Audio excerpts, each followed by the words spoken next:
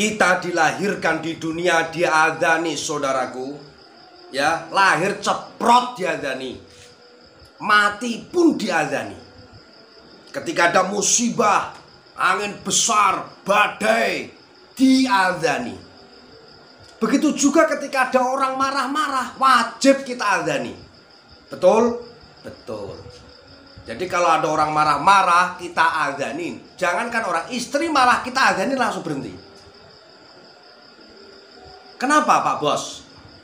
Kok perbedaannya dengan anjing begitu loh? Ada apa nih? Kok menggunakan nama anjing? Selain hewan itu adakah? Ada enggak? Kok harus dengan disamakan suara anjing? Loh, saya bukan menyuarakan dengan suara anjing, tetapi berisiknya itu loh.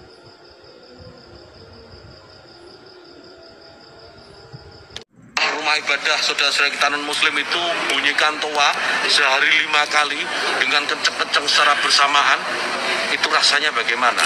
Ya bagaimana? Ya enggak bagaimana. Emangnya gimana rasanya? Hah? Emangnya rasanya sakitnya kayak ditinggal pacar pas sayang-sayangnya gitu? Dengar suara azan 5 kali.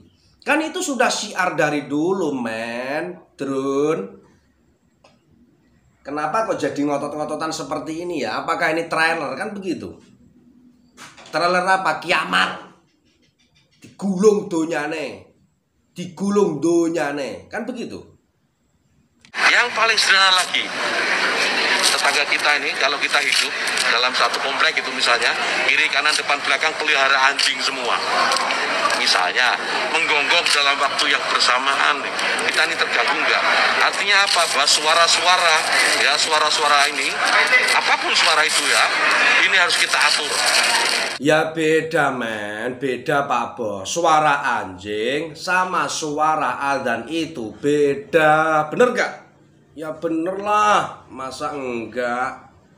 Kalau anjing menggonggong itu waktunya tidak ditentukan. Kalau anjing itu sedang menggonggong, itu artinya lapar, pengen jaluk balung. Kalau azan itu waktunya sudah ditentukan sehari 5 kali.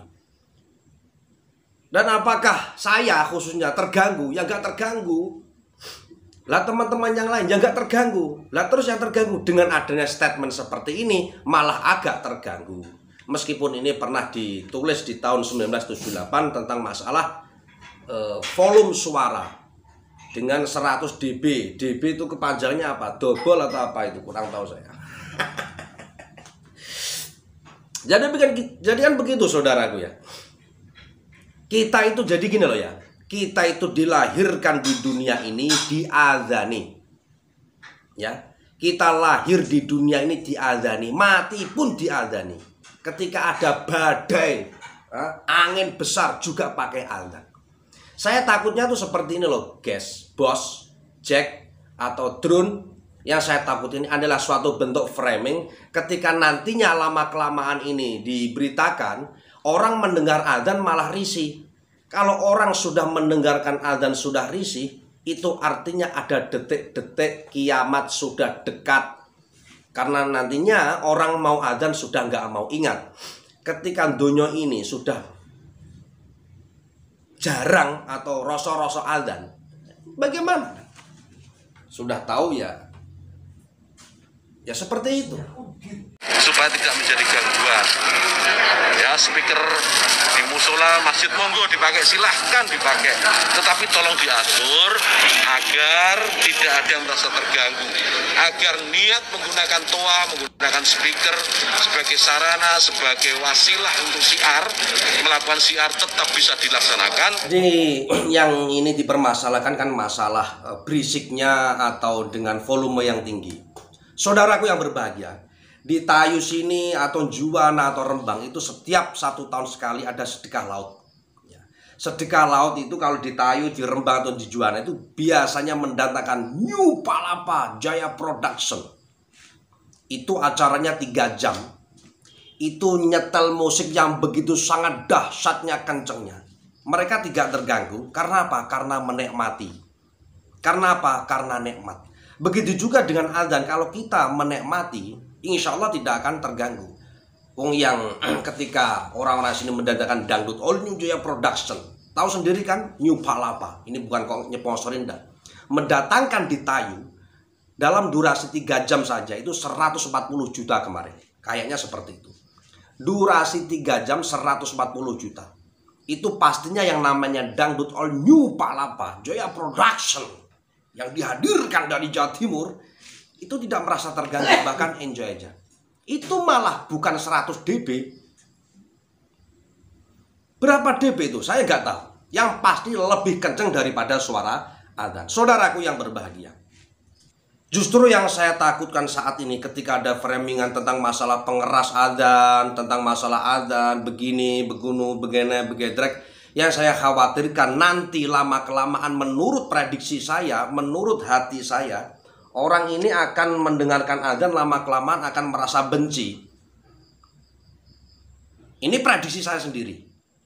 Kenapa kau benci? Wah, itu masjidnya terlalu kenceng, adzannya gini nih. Nanti lama-kelamaan bukan masalah volumenya, tapi masalah adzannya. Khawatir saya seperti itu. Misal ini, karena berita ini terus, misalnya nih, tembung misal, hanya misal aja. Saya ke sana, wah ini terlalu kenceng nih adzannya. Terlalu kenceng adanya, wah mengganggu ini, adzan ini mengganggu, terlalu kenceng. Nah, frame-nya di sini nanti kenanya masalah adzannya, bukan masalah volumenya. Lama-kelamaan seperti itu. Karena apa? Ini namanya penyakit hati. Hati kalau sudah tak yengen, karaten, dengar adzan pasti sakit. Wong menyerukan, ayo kita sholat, hayya 'alas sholat. Sakit aja. Karena apa? Ya karena seperti ini. Jadi saudara-saudaraku, saat ini jangan sampai kita itu tergiring hal-hal fitnah-fitnah. Karena kita itu memang hidup di zaman akhir, memang seperti ini kan begitu.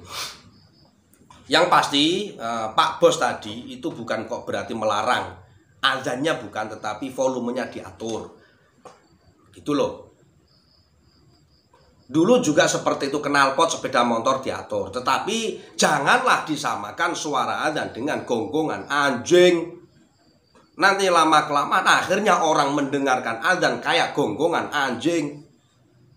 Itu kalau orang hatinya waras. Kalau hatinya penyakitan atau orang stres mungkin, mohon maaf, ketika nanti dengar adzan malah langsung dianggap, oh anjing lagi adzan, anjing lagi adzan. Lah itu kan repot lagi.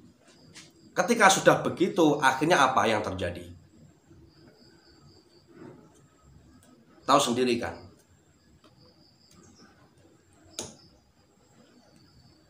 Masya Allah, saudara-saudara. Jadi saya ini bukan menyalahkan Pak Bos, bukan. Ya.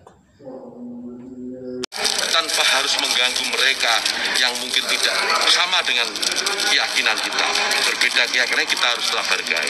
Itu aja intinya.